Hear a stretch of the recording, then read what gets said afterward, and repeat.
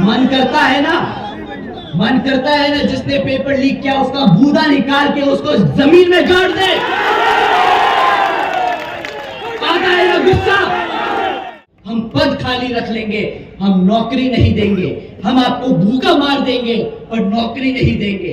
हम आपको गुलाम बना देंगे, मुफ्त में राशन दे देंगे, पर आपको अपने पैरों पर खड़ा नहीं होने देंगे। किसी का बूदा तो निकाल के किसी को जमीन में तो नहीं गाड़ सकते, पर जो बाबा साहब डॉक्टर भीमराव अंबेडकर जी ने ताकत दी है अपने वोट देने की, वोट डालने की, उस वोट को एक एक बंदूक की गोली की तरह इनकी छाती में गाड़ दिया।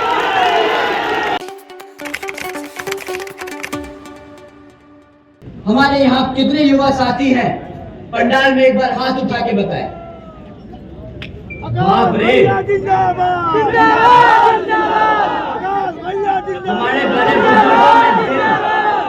हमारे बड़े बुजुर्ग भी दिल से युवा हैं। हम उम्र से पूछ रहे हैं, हमें पता है हमारे बड़े बुजुर्गों का दिल आज भी जवान है। हम आज भी जानते हैं।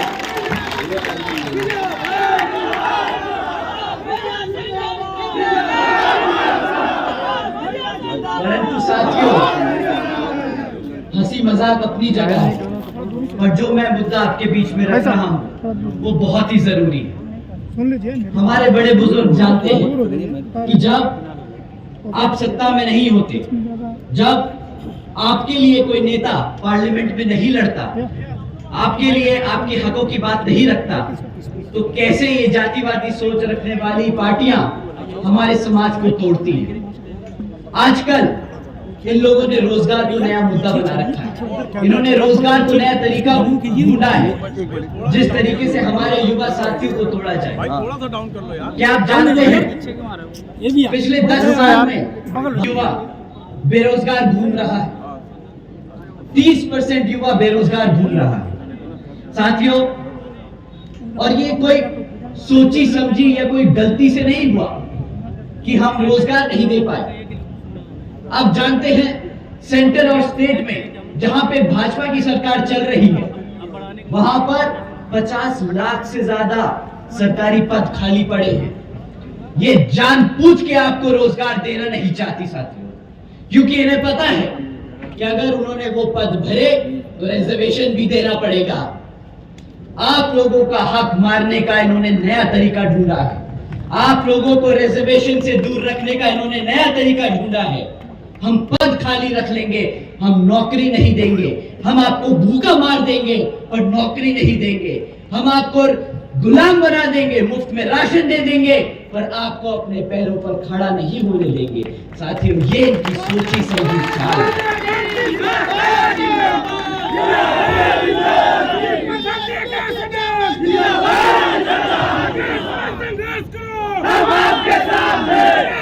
साथियों, अगर आपको 30% का फिगर, 30% का आंकड़ा डरा नहीं रहा है, तो मैं आपको एक हेडलाइन पढ़ के सुनाता हूं। 17 लाख से ज्यादा युवा लोगों ने, 17 लाख से ज्यादा युवा साथियों ने मात्र 3500 नौकरियों के लिए अप्लाई किया। एक बारी 3500 नौकरियों का ऑफर आया था, सरकारी ओपनिंग थी, 3500 नौकरियां का ओपनिंग था, उसमें 17 लाख बच्चों ने अप्लाई किया। आप मान सकते हैं कि वो 3500 नौकरियों के लिए 17 लाख बच्चे अगर अप्लाई कर रहे हैं तो बेरोजगारी का स्तर कितना ज्यादा बढ़ चुका है। साथियों, मजे की बात तो यह है कि ये 3500 नौकरियां और ये 17 लाख बच्चे जिन्होंने अप्लाई किया, ये हमारे आदरणीय प्रधानमंत्री जी के प्रदेश गुजरात की हेडलाइन है। अब हमें समझ नहीं आता कि अगर गुजरात में ये हाल है तो ये भारत में क्या हाल कर रहे होंगे और यहां उत्तर प्रदेश में क्या हाल कर रहे होंगे, ये हमारा युवा ही समझ सकता है। अगर मैं 1 मिनट अपने भाषण से निकालकर अपने युवा साथी से सीधी बात करूं, भाइयों, अगर आप बताओ आपके माँ बापों ने कितनी मेहनत करके आपको पढ़ाया, कितना पैसा खर्चा आपकी पढ़ाई पर?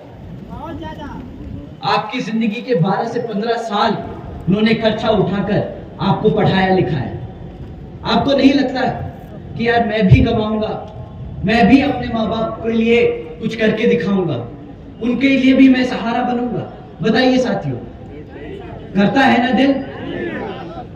पक्का? तो जब आप लोग सरकारी नौकरियों के लिए पेपर देते हो और वो पेपर लीक हो जाता है तो कैसा महसूस होता है?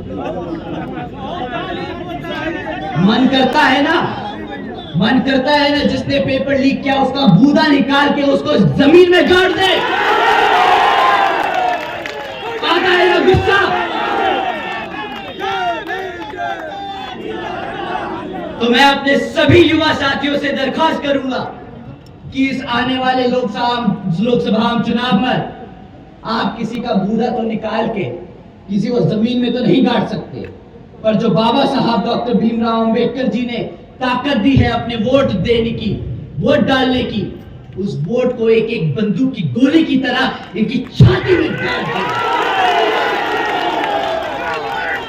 ये हमारे सभी युवा साथियों की तरफ से बदला होगा जो इन्होंने हमारे साथियों के साथ इतने सालों तक खिलवाड़ किया है।